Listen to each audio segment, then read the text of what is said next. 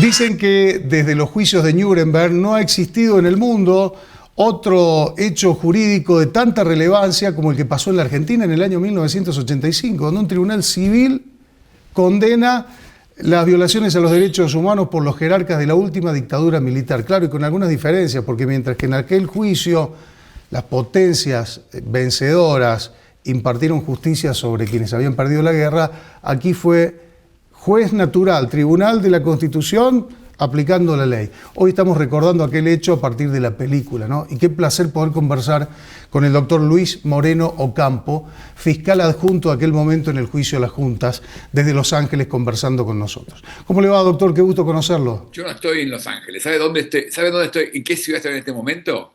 ¿En dónde? Estoy en Nuremberg. No me diga. Claro.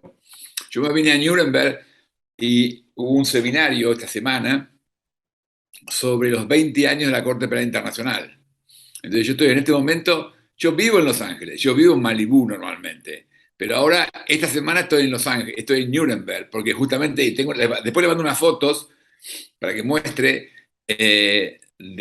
hicimos una charla justamente en la sala de audiencias de la Corte de Nuremberg, donde estaban los los líderes nazis presos ahí. Hay un pequeño cubículo que está todavía, donde había unas 22 sillas había, y hay un ascensor, con una puerta con ascensor que trae a los presos directamente de la prisión a la sala de audiencias de la corte. Esa es la puerta por donde entraron los acusados, los líderes nazis juzgados en Nuremberg. Y se sentaban en sillas que estaban ahí, acá. Que por eso eligieron esa sala de audiencias, por eso eligieron Nuremberg. Una de las razones que después de la Segunda Guerra Mundial el juicio se hizo acá en Nuremberg fue porque tenía tenía una corte, una sala de audiencias conectada con una prisión. Y era muy seguro porque los presos venían directamente de la prisión a la sala por un ascensor. Y entonces, por eso decidí, una de las razones por la que se hizo el juicio acá en Nuremberg fue por eso. Y entonces a mí justamente me parece que es muy importante lo que usted señaló al principio, conectar lo que pasó en la Argentina con Nuremberg. Y también, de hecho, con la Corte Penal Internacional que está ahora en vigencia. Nuremberg fue un caso excepcional. Nuremberg fue la primera vez que jueces internacionales definieron la responsabilidad individual de líderes de otro país. Los jueces normalmente y los fiscales representan a Córdoba, a un estado, a un país, a Argentina, pero que representan al mundo fue la primera vez en Nuremberg. Y eso tardó 60 años hasta que se convirtió en la Corte Penal Internacional, que es de nuevo un sistema permanente de justicia internacional, donde los fiscales y los jueces representan a la comunidad internacional. Y justamente por el juicio de las juntas, a mí me nombraron el primer fiscal de esa corte nueva, internacional. Y justamente como hoy esta semana se celebraban 20 años de que se puso en funcionamiento el sistema, y hubo un congreso muy interesante acá en Nuremberg, que se hacía en la sala de audiencias. Entonces yo aproveché a sacar unas fotos con mi libro, que se llama Cuando el poder perdió el juicio. El poder perdió el juicio en Argentina en 1985, pero también lo perdió en Nuremberg en 1945. Así que en los dos casos el poder perdió el juicio. Y también me sacó una foto con la película. Así que después le mando una foto que las puedan mostrar a su audiencia. Por favor, va a ser muy importante. Le iba a preguntar también si había visto la película. Usted me está hablando de la de Spencer Tracy, ¿no? El juicio de Nuremberg tiene una película famosa de Spencer Tracy, sí. Que es una película. En realidad, la película de Spencer Tracy está representando no el primer juicio de Nuremberg, donde los fiscales y los jueces eran internacionales. En el primer juicio de Nuremberg, que fue a los máximos líderes nazis, los fiscales y los jueces eran un ruso, un soviético, un inglés, un americano y un francés. Había un fiscal y un juez de cada país. A partir de ese momento hubo 12 juicios más, pero todos los fiscales y jueces eran norteamericanos, porque era como un tribunal militar norteamericano haciendo el juicio. Entonces, la película de Spencer Tracy, del juicio de Nuremberg, se estrenó en 1961, es decir, 16 años después. Y es interesante porque justamente así como nuestra película Argentina 1985 nos permite recordar y discutir lo que pasó, esa película, El juicio de Nuremberg, que se estrenó 15 años después de la finalización del juicio, produjo un impacto mundial impresionante. De hecho, la palabra holocausto, con letra mayúscula, que significa un nombre, empezó a partir de esa película. Esa película marcó que el New York Times, por primera vez, tomó la palabra holocausto con letra mayúscula, significando no un adjetivo, que holocausto significa calamidad. Acá se usaba como nombre, que es el nombre que se atribuyó a básicamente la masacre de la comunidad judía. Entonces, así como el juicio Argentina en 1985 y la película Argentina en 1985 está resignificando la discusión en Argentina, a nivel mundial pasó lo mismo. El juicio de Nuremberg resignificó la discusión sobre el holocausto. Así que estoy acá. Usted me está entrevistando, único periodista del mundo, entrevistándome a mí acá en Nuremberg. Y el único periodista del mundo que elige hacer la presentación de la entrevista con el pequeño traspié incluido, porque es un tema que me apasiona, hablando de lo que pasó allí en ese lugar, en Nuremberg. Digo, la primera vez que usted entra ahí, a ese lugar, ¿qué sensación tiene? Bueno, yo vine ya 4 veces a Nuremberg, pero sí, la primera vez que me impactó muchísimo. Porque la primera vez, yo sé lo difícil que es hacer un juicio de estas características. Y yo pensaba, si ahora que tenemos leyes, que pasaron muchos casos, o varios casos, es difícil, qué increíble que esta gente hizo en el 45 este juicio que no había precedente ninguno. Y usted sabe que la carta de Nuremberg que permitió hacer el juicio se firmó en agosto del 45. Y el comienzo del juicio fue en noviembre. Es decir, 3 meses después largaban el juicio, que era un juicio enorme, masivo, increíblemente complicado. Imagínense, solamente había 5 idiomas. Había 5 idiomas. Porque estaba un juez francés, inglés, soviético, a 4 idiomas. Y después los acusados eran alemanes, 4 idiomas había, porque los ingleses y los americanos hablan el mismo idioma. Entonces había 4 idiomas. Usted sabe que una cosa, se inventaron muchas ideas, inclusive tecnología nueva. Yo tengo una El tema de la IBM y los auriculares, ¿no? Exacto. Y por primera vez en el mundo, IBM desarrolló los auriculares, los audífonos, para las traducciones simultáneas, para esa ocasión. Justamente, IBM fue la que desarrolló los audífonos para que usen las traductoras simultáneas. Qué importante, doctor, usted que es abogado, explicarle a la gente de la importancia de esos auriculares para garantizar el derecho de defensa de los imputados, ¿no? Claro, bueno, claro, el juicio tenía que, justamente, usted sabe que una cosa muy interesante de Argentina, yo siempre hago un paralelo. Argentina tuvo el proceso de hacer el juicio a las juntas, fue ejemplar, porque el tema se discutió en la elección, ¿no? En septiembre del 83, durante la campaña electoral, el gobierno militar adoptó una ley de amnistía para ellos mismos. Y el candidato peronista, que era Luder, que era un profesor de Derecho Constitucional, dijo, bueno, esa ley evita que se pueda seguir investigando, esa ley termina con todo, no se puede hacer nada. Alfonsín planteó, no, esa ley es nula, nació nula y es nula, y vamos a investigar. Y ahí planteó, en un famoso discurso en la cancha de Ferro, Alfonsín planteó el tema, vamos a investigar a los jefes y a los que se excedieron, no a los que obedecieron, no a los que a nadie más. Y ahí se planteó la posibilidad. Y 2 meses después lo elige Alfonsín con el 52% de los votos. Entonces, Alfonsín propone una cosa, Luis propone una opuesta, la gente vota por Alfonsín de una forma muy... Alfonsín ganó 52-40, ¿no? Fue muy impresionante la victoria de Alfonsín. Y también fue muy impresionante que el primer acto de gobierno de Alfonsín fue los decretos que pidió que se investigue a las cúpulas guerrilleras y se investigue también en el sede militar a los comandantes militares.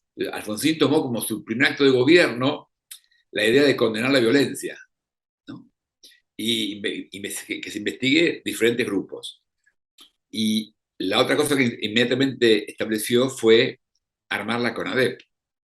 La CONADEP, es cierto, hay gente que dice que la CONADEP fue las madres de Plaza de Mayo se oponían a la CONADEP.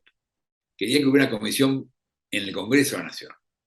Y el peronismo estaba de acuerdo. Entonces, la CONADEP no tuvo participantes peronistas. Fue solamente 3 miembros del Congreso radicales, pero básicamente fue liderada por gente de la sociedad civil. Favaloro, Sábato.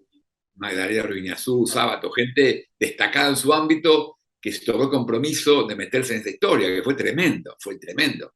Entonces, Alfonsín armó eso, y donde sí la Argentina se pudo armonizar fue, Alfonsín mandó al Congreso una ley que declaraba nula la amnistía militar, y el peronismo, en lugar de apoyar la postura que había tenido Luder, el peronismo se ajustó, el peronismo ahí se puso de acuerdo con el radicalismo, y sacaron la ley casi por consenso. Hemos cumplido la misión que nos encomendó en su momento el presidente constitucional de la República, porque debimos recomponer un tenebroso rompecabezas, que no podrá haber reconciliación sino después del arrepentimiento de los culpables y de una justicia que se fundamente en la verdad. Fundamente en la verdad. No he venido a defenderme. Nadie tiene que defenderse por haber ganado una guerra justa. Una guerra justa. Yo seguía todavía con los dolores y las marcas de las torturas. En un cuarto muy grande. Me dolía todo el cuerpo, me dolía el pie, me dolía los genitales, las encías, la boca, me dolía todo.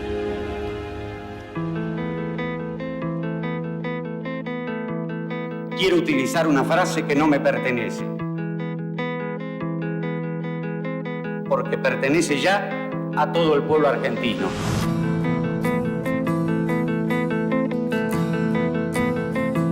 Señores jueces, nunca más, nunca más. Silencio en la sala. Silencio. Personal policial, desaloje la sala. Desaloje la sala. Condenando al teniente general Jorge Rafael Videla. Reclusión perpetua. Inclusive hasta Álvaro Alzogaray, que era un hombre militar él mismo, que representaba en general a la gente que estaba en los golpes, aprobó esa ley. Todo el mundo. Entonces, la verdad que esa decisión de Alfonsín de la campaña, en diciembre se transformó en consenso. Y así se alargó la historia. Y eso es interesante porque a nivel mundial, Nuremberg tuvo un origen bastante complicado. Porque no sé si usted sabe que en el año 1944, Churchill, que era el primer ministro británico, y Roosevelt, que era el presidente norteamericano, firman un acuerdo en Quebec, donde se ponen de acuerdo que van simplemente a ejecutar a los líderes nazis que les parezca que hay que ejecutar. Ellos decían, bueno, cada país, en Polonia, en Checoslovaquia, va a juzgar a los nazis que cometieron crímenes ahí. ¿Qué hacemos con los nazis en Alemania, que no la vamos a conquistar? Entonces ahí deciden, bueno, vamos a ejecutar directamente. ¿Y sabe quién fue el campeón de Nuremberg? El que decidió, no, hay que hacer juicios. Fue nuestro amigo Joseph Stalin. Stalin, que había mandado millones a la muerte, fue el que insistió que había que hacer un juicio. Y la razón era porque Stalin entendía muy, muy bien el significado comunicacional de los juicios. Stalin había, durante los 30, había hecho lo que se llamaron los juicios de Moscú, que fueron juicios espantosos, donde Stalin metió preso a sus ex camaradas de la revolución, los torturó para que confesaran crímenes de traición, y luego los llevaba a juicio para que los condenaran en el juicio. En algunos casos, la gente que fue torturada cambió la declaración. Dijo, no, a mí me torturaron. Entonces, lo que hizo fue, Stalin los mandó a torturar de nuevo, y esta vez los amenazó con que si no admitían su responsabilidad, iban a matar a su familia. Y de esa forma obtuvo las confesiones y las condenas. Y básicamente después de esos juicios, ejecutó a todo el mundo. Stalin entendió muy bien, esos juicios le dieron poder, legitimaron su poder. Y eso es lo que Stalin quería hacer. No nos olvidemos que había habido 18 millones de soviéticos muertos. Entonces, los nazis mataron 18 millones de soviéticos. Entonces, digamos, los rusos tenían muchas razones para estar furiosos de los nazis. Pero, claro, Stalin había sido socio de Hitler al principio, después se pelearon. Pero lo que es gracioso, a mí me parece interesante que a veces la historia se arma de forma rara. La gente cree que las buenas ideas las hace buena gente. No siempre, no siempre. Y no siempre los motivos son tan buenos. Claro, claro. A veces las ideas surgen de contradicciones entre gente con ideas horribles, pero lo cierto es que entonces cuando Stalin insistió, dentro del gobierno de Roosevelt también había diferentes posiciones. Había Morgenthau, que era judío, quería exterminar a los nazis y quería destruirlos económicamente. Pero el ministro de Hacienda de Roosevelt había sido fiscal y él fue el que insistió en que había que hacer juicios. Y entonces Roosevelt se murió inmediatamente y su vicepresidente, Truman, fue que nombró a Robert Jackson, ministro fiscal, a cargo del proyecto. Jackson había sido el ministro de Justicia ¿De Truman o de Roosevelt? De Roosevelt. De Roosevelt. Jackson había sido ministro de Justicia de Roosevelt.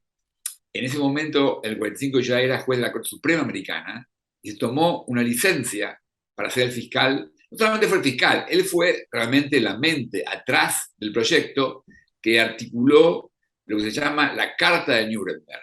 En agosto del 45 se firma en Londres la Carta de Nuremberg, por la cual establecen las bases de ese juicio. Y después fue el fiscal, y él fue el que aseguró que hubiera justamente garantía, que fue un juicio limpio. Los soviéticos tenían una idea distinta, pero Jackson fue el que aseguró eso.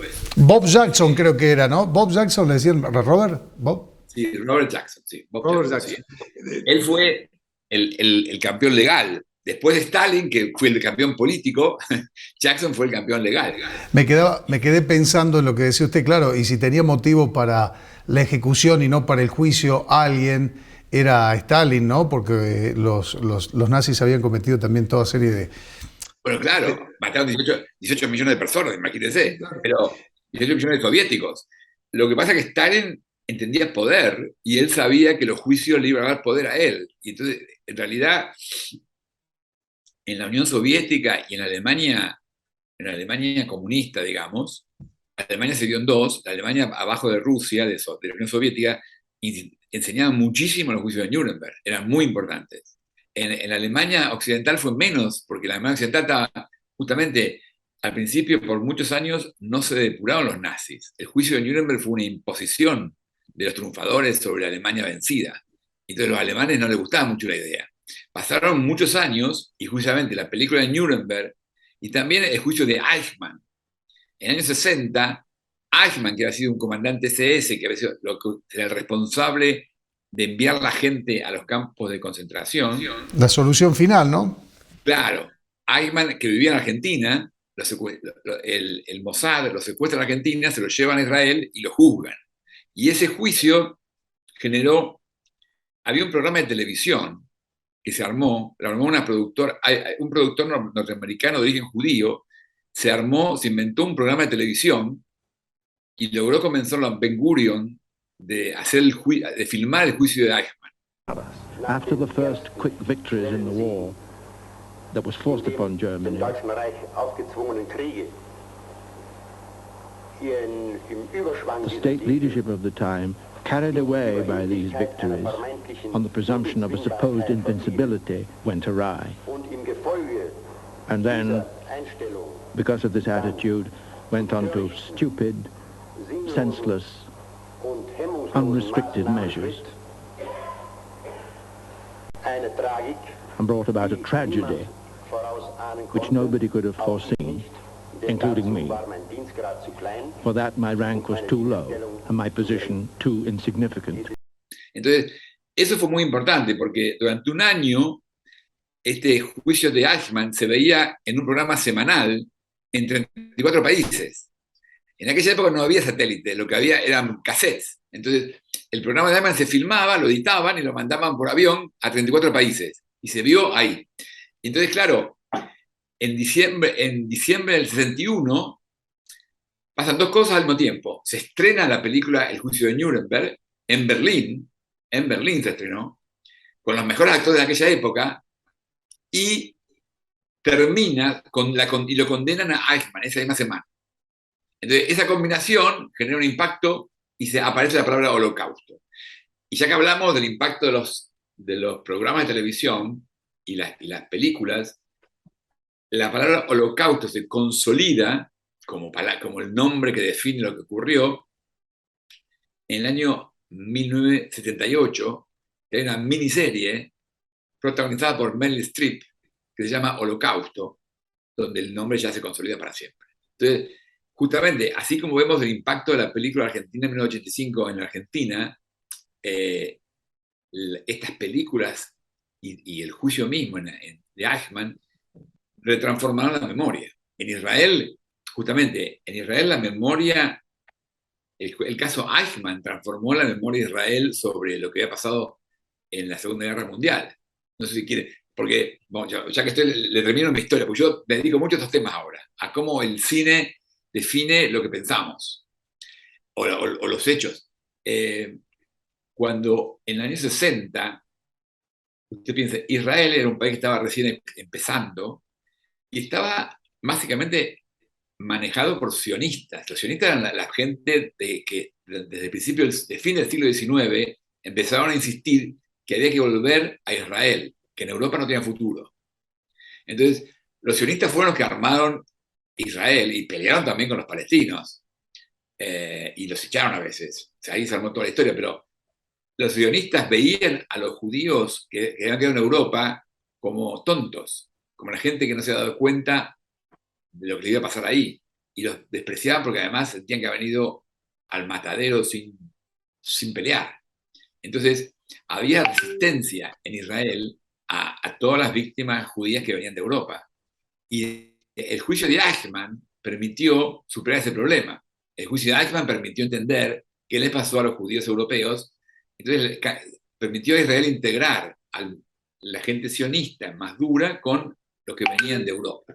Así que, justamente, lo que yo veo es que, más allá, los juicios sí tienen un efecto, como decía Stalin, los juicios tienen un impacto comunicacional que en esta clase de juicios, muy importante, muy importante. Y el juicio de Eichmann tuvo impacto en su momento en Israel. El juicio de Nuremberg tuvo más impacto en el mundo y en Alemania 15 años después, por la película. Y usted sabe, ya que estamos hablando de Nuremberg, todavía no nos metimos en 1985, pero le quiero hacer varias preguntas sobre el tema, ¿no? Porque uno ve 1985 y ve escenas que son la misma reproducción de lo que era la transmisión de las audiencias oficiales. Pero recuerdo en el juicio de Nuremberg, cuando se ofrece como prueba la película, con ese montón de cadáveres que van apilados y que los encuentran los aliados después de que se triunfa sobre la potencia de la Alemania nazi, y todos se levantan absolutamente asqueados de lo que allí habían visto. Y recuerdo, corríjame porque el que sabe acá es usted, que el general Dwight Eisenhower, cuando finalmente logran la victoria y que ingresan y se encuentran con el desastre, llamó a las cámaras e hizo filmar eso, porque dice, la humanidad tiene que saber esto y algún día a alguien se le va a ocurrir negarlo. ¿Qué hubiera sido de este tiempo si no hubiéramos tenido esa película, doctor? ¿Esto ha sido así? Bueno, sí, esa película fue muy importante, sobre todo en el juicio, porque esa película rompió la negación. Esa película mostró el horror de una forma increíble, ¿no? Y entonces rompió un poco la idea de que no había pasado nada, era todo mentira. Esa película fue muy importante. Pero también, mire, yo tengo escenas de los juicios posteriores. A mí una escena que me impactó mucho, en los juicios posteriores del primero, hay un caso que se llama Eisenthal, que son grupos paramilitares nazis que matan judíos en la Europa conquistada. Y hay un oficial de esos grupos que confiesa, porque los tipos eran muy ordenaditos. Ellos registraban todo. Ahí mataban oficialmente.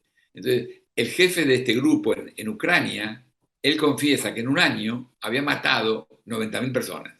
Él solito. Y él lo confiesa.